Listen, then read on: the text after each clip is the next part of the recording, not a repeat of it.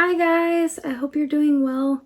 I wanted to get on here and give an update slash share some of my feelings on our current situation. And so we are doing well. Dan is doing amazing after his surgery. Went to the doctor today. Got released to drive.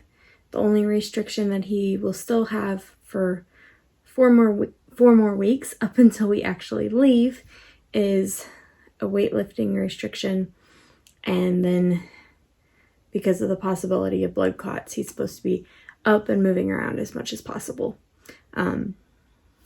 But no complications, doing super well, hasn't been on any medication. Just a super answer to prayer.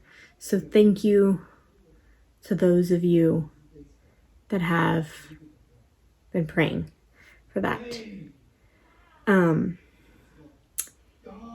So today I wanted to just share and process some of the guilt that I am feeling and kind of just process the guilt that some adoptive parents may experience or feel. Of course, mine's a different circumstance. And hold on, let me turn this light on. Oh, maybe. There we go. That's better. Mine's a different circumstance, and the fact that we have been fostering Misty, we've had her in our home, and we had to leave and couldn't bring her with us. In a normal, or in a more common situation, I shouldn't say normal, in a more common situation, a lot of times people go and they start the adoption process, they meet the child briefly, and then they have to leave for a certain amount of time until the court processes things, and then they come back. We got Misty in September, and so by the time we go back, we will have been away from her as long as we've been with her. If that makes sense. So like, we got her in September, we left for the States in February, and then so that's a 4-month chunk. And then we've been gone for 4 months. And so, yeah, just processing and thinking about it's gonna be a process to bond. Video chatting is becoming more difficult. I mean, she's super, super young. And so, you know, I don't want her to be attached to a screen, but I want to see her face, and I want to, you know, hear her laugh, and I want to interact with her. And then there's also the 12-hour time difference that we are dealing with. And because of the pandemic, like, specifically, we have to fly into Manila. Manila has a cap of 1,500 people per day. And because of that, they've only got so many flights going in. And so the earliest flight that we've gotten is what we've got. And they encourage you to call back, see if it can change. But the truth is, a lot of times it can't. What you get is what you get. And just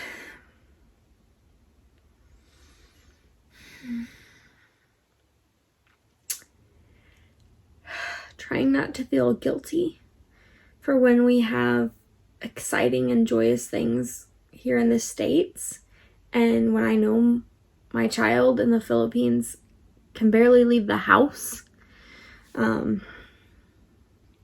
knowing that I don't get to cuddle her at night, knowing that there are times when she has a hard time sleeping. So that's not only hard on her, it's hard on the people that we've asked to take care of her. And originally, we thought this was going to be a month. And now it's turned in, it'll be 4 by the time we go back. And so I'm super, super grateful for all the people that have said yes. But then there's part of me that's like, what if there comes a moment when they want to say no? What if there comes a moment when they want to say, I'm done? Thankfully, they are wonderful Christian ladies, and none of them have given up on Misty. None of them have given up on us. They've continued to love and pour out and care, and it means so much. Like I'm indebted. We're indebted to these people. But there's still that ache. There's still that mother's ache. I'm a part of these different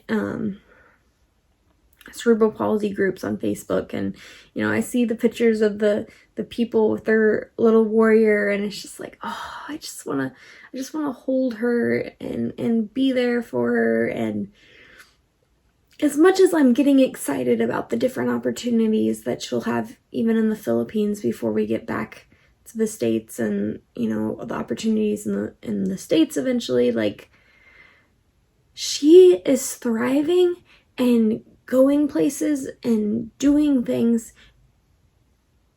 One, because she's working super hard and is the most determined little girl I've ever met. But two, just because she's being held, just because none of the people that are caring for her see her as anything less than the cutest little girl on the planet, and are just cuddling and loving on her and helping her through therapy and working hard on things. She has made leaps and bounds and just is amazing. I just, I could cry tears of joy. And so, yes, we are doing well. Things are going well. We've got some amazing, fun opportunities coming up. But it's hard. It's hard for me to hear when people are like, well, aren't you glad that you were here for this? Or aren't you glad that this or that happened in the States? Yes. Yes, we're thankful. Yes, we know that God's plans are bigger and better. And yes. But there's also part of us that feel guilty to say yes. Nobody wants to have their family split up. So the examples I can think of people that do have to go through it are people that are in the process of adopting. When you've seen that picture of that child and you're praying for them and you love them and care for them, and with the pandemic, there's so many people that they've completed the process, but because of travel restrictions, they can't go pick up that child. And so that's hard. There's the people that are separated for military reasons, so then either the mom or dad is with the kids, and then the spouse is over serving or even basic training, and just separation is hard. It's hard in so many ways, and I'm gonna share something that I probably should be embarrassed about, but so when Dan had surgery, they would not let me stay, and they said because of COVID restrictions and things. And everybody was like, oh, you probably got the best night's sleep because you were, at home and not in the hospital. I didn't sleep hardly at all because I wanted to be with Daniel. I missed him. I was worried about him, and just, I didn't sleep well at all. It was hard. And then we finally got him home. He tried to sleep in a regular bed the first night, and that was challenging. So then he slept in a recliner, but he had to do that in the basement. And just not having him in the same room was hard for me. And you're like, oh, come on, Brittany, you know, like, people do this all the time. And I know that, and I respect them for that. I mean, you think of firemen and policemen and just all these different jobs that split up spouses and have the separation all the time. You think of situations where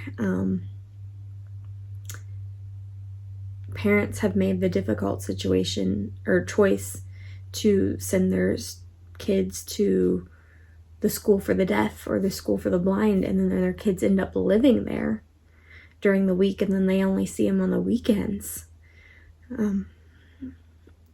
When missionaries make the decision to send their kids to boarding school because there isn't the best option right there for them for schooling, and you know, the gaps and the challenges that creates. And so I guess my point is, I know I'm not alone. I know I'm not alone in the heartache and the hurt and everything. And I have jokingly, but I do think when it's all said and done that we probably should seek some counsel. And I sit there and say, you know, I feel like we're all going to need counseling after this. But the truth is, we probably will. And how do you explain to a little girl the situation? And I don't ever want her to feel abandoned. That's why we were so adamant and that she stay in our home. She sleep in her bed, and that we bring in the people in. And that we have the people be the people that she knows. And the people that love her and care about her. And so I'm thankful that they aren't just babysitters. I'm thankful that they don't just see it as a job. I'm so thankful for the Filipino people. Not to say that other nationalities and other people would not care for Dixie as much, but their personality, it's just, I don't know, it's so warm and loving and motherly. It's just amazing. And so, but yeah, as we're here longer still, there's still that separation, there's still that ache, there's still that, oh, I just want to hold her and cuddle her. And there's knowing, like, even when we get on a plane, we have to go and we have to quarantine in the capital for, they're saying 10 days, but we're praying that it's shorter than that. And then we get to see her. And so, yeah, we're doing okay. We've got some exciting things coming, you know, our way. But we're trying to make it exciting for Miss D. We're trying to, you know, when I think about it, I send her McDonald's through a Food Panda app. And then we're upping her therapy because, guys, she's making progress. So the way I'm going to end this video is by showing you some different things that Miss D has been up to.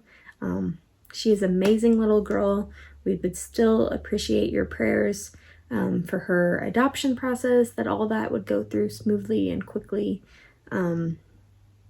Yeah, and just pray this little warrior on and encourage her to keep fighting and moving. So we love you guys, and we'll see you next time. Bye. God bless.